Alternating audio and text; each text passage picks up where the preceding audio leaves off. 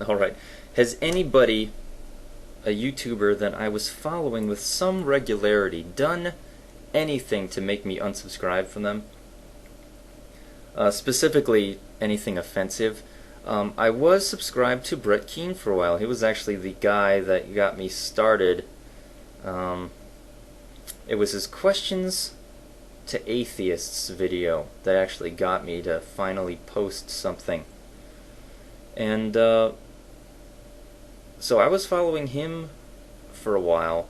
And then he was just being an ass, because, you know, he was an ass. Eventually, his assness got to me, and I unsubscribed to him. I don't remember a particular event, but I'm sure it had something to do with blocking dissenting opinions.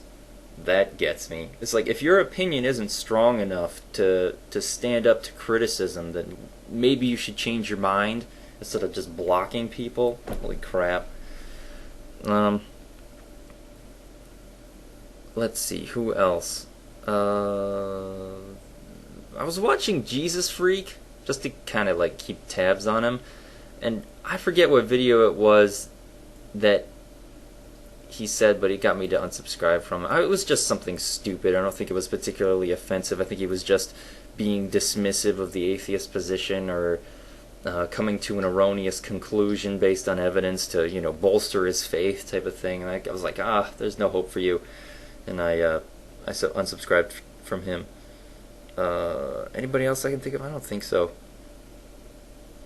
I don't think so. And normally it's just excessive blocking behavior, or that gets me. So yeah, Brett Keane probably answers your question. What are the other questions? It was third favorite YouTuber. I don't rank the people that I watch. I don't have an absolute favorite or third favorite. But let's see. Let's go to here. Somebody that I watch but who's not my ultimate favorite. I don't know. Captain Awesome or The Amazing Atheist come to mind, because, you know, I'll watch them. They're always up there on the list, but they're definitely not like the people that I enjoy watching the most. So let's just go with Captain Awesome on that one. He'd be my third favorite, but I don't know who's my first and second. Which is funny.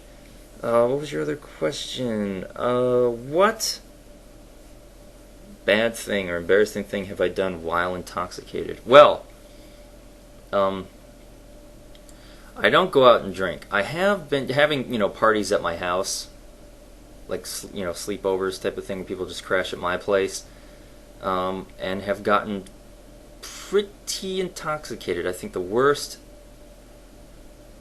most intoxicated without actually being sick, we did doing White Russians, watching The Big Lebowski.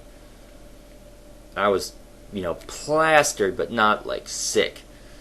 But I got really sick on it was a red dessert wine. It was a port that was, you know, a crazy amount of alcohol. It was like basically a hard liquor. This stuff was ridiculous. And I drank way too much of it, and of course I was so intoxicated that I decided that drinking a big tall rum and coke that was 50-50 rum and coke was a good idea. So that, of course, you know, I was already going to be sick, and that just pushed me over the edge, and I was just vomiting all night long. First couple of times I actually did make it to the toilet, but after that, I would just lie in bed and then get up and go to the sink. And I clogged up my sink. With chunks of spaghetti. I think I had spaghetti for dinner, and just clogged up my sink. I had to like go and clean it out and go and get Drano and unplug it. It was very gross. So I guess that would be the worst thing that I've done while being drunk, was clog up my sink and make a mess. So as far as like lewd behavior in public, not gonna get it. I don't go out to bars or stuff, so I don't really do anything crazy like that. So that was the worst thing I've ever done while drunk.